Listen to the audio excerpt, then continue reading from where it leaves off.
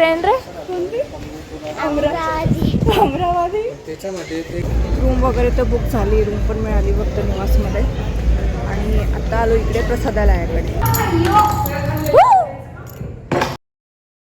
Hello, good morning सगळ्यांना.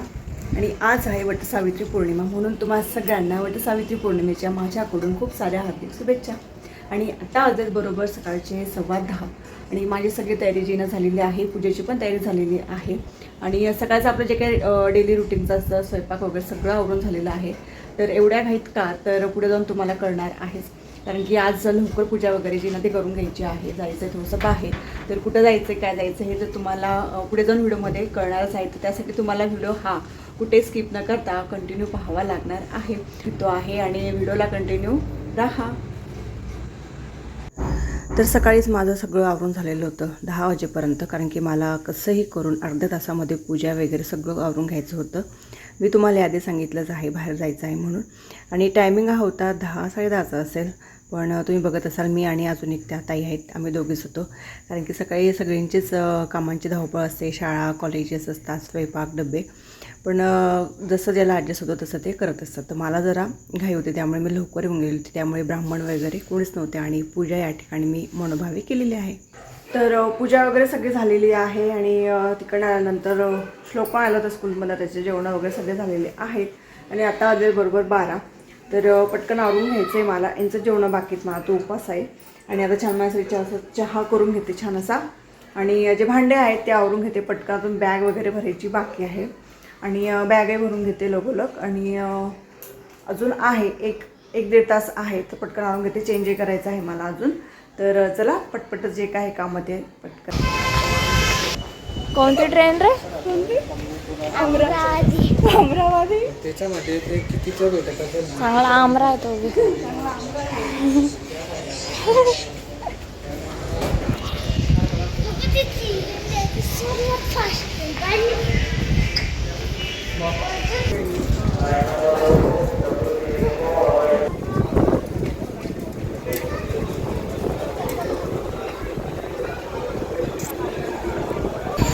समोरनं येत आहे अमरावती एक्सप्रेस. बरोबर 2:30ला आलेली इथे. आणि बरोबर 2:45ला इथून जायचं. रिझर्वेशन केलं आहे, काही टेन्शन नाही आहे. वलसाड कोणते घातले हे का? 3च जण आहे तुम्ही, मोकळे बसा. तर ट्रेन आलेली आहे आणि आपलं रिझर्वेशन होतं, त्यामुळे आपला रेल्वेचा प्रवास जो आहे तो सुरू झालेला आहे. पुढचं जे शीट आहे त्या ठिकाणी 2 आणि मागच्या शीटवर 2 असे आमचे 4 बुक झालेले होते तिकीट. आणि इथून आमचा प्रवास जो चालू झालेला आहे.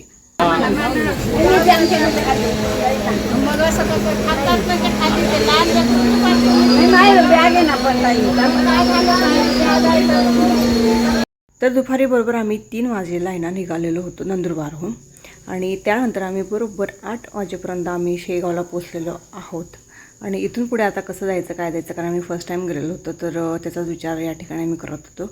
आणि जवळजवळ हा 4.5 ते 5 तासांचा जो प्रवास आहे तो आमचा या ठिकाणी संपलेला होता. आणि यापुढे इथून पुढे नवीन प्रवास. आत्ता आहे ना शेगावच्या मंदिरात पोहोचलो आहे. आणि जे आम्ही बसमध्ये आलो ना, रेल्वे स्टेशन तर मंदिरापर्यंत आहे ना फ्री सेवा आहे त्याची बसची. जर कुणाला यायचं असेल तर रिक्षा वगैरे करायला अतिघाई करू नका, त्यांच्या मोफत सेवा ज्या आहे ना त्या आहेत. आता इथे भक्त निवासमध्ये पाहतो आहे की जागा आहे की नाही ते. आणि मग बघू जेवणाचं काय आहे ते, आधी बघू कसं आहे काय तिकडे.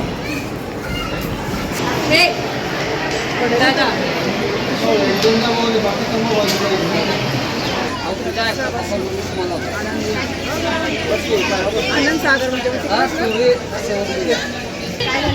भक्त निवासमध्ये तर जागा अवेलेबल नाही आहे. आता आनंद विहारला चाललो, तिकडे पण भक्त निवास आहे. तर ह्या ज्या बस आहेत यांच्याकडनंच आहे, तर त्याच बसने चाललो आहे पुढे. तर जेवणाची व्यवस्था तिथे आहे म्हणताय, तर पाहू काय तिथे.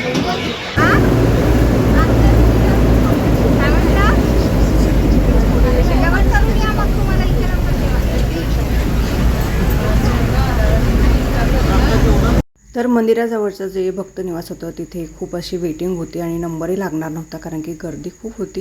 म्हणून आम्ही आनंद विहार या ठिकाणी भक्त निवास आहे तिकडे आलेलो आहोत आणि इथे तुम्ही बघू शकता गर्दी किती इथे. इथे आहे का पाहावं लागेल.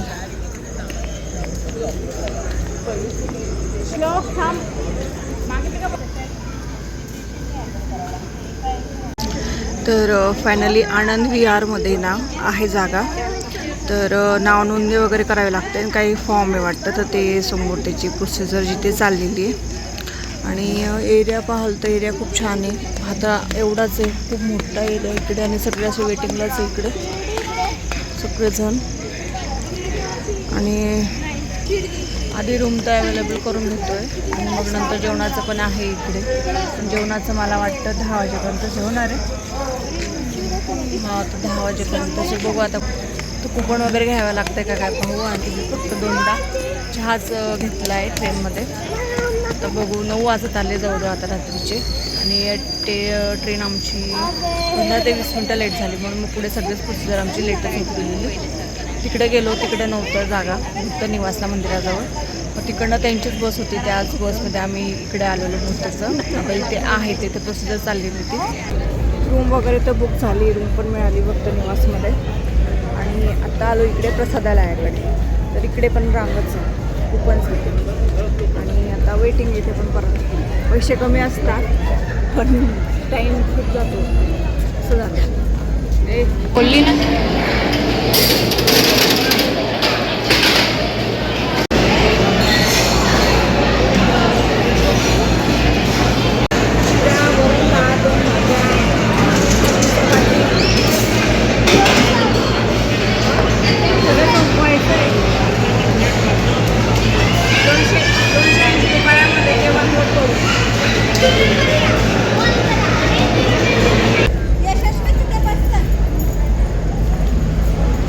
पप्पा बोलले ना तिसरा मजल्यावर आहे म्हणे. अजून कोणाचे असले तर ते 16, 14, 13, 18 दे ग चावी दे ना.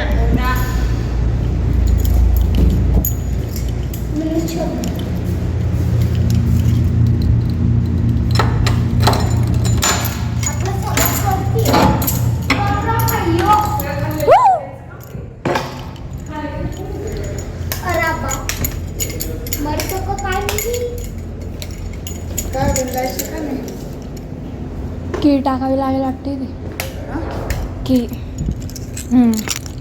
बघ कोणी सांगितलंय तुला? कोण सांगितलं काय? कॉमन सेन्स आहे ना. कोण सांगितलंय म्हणजे त्याच्यात की टाकायची मग ते लाईट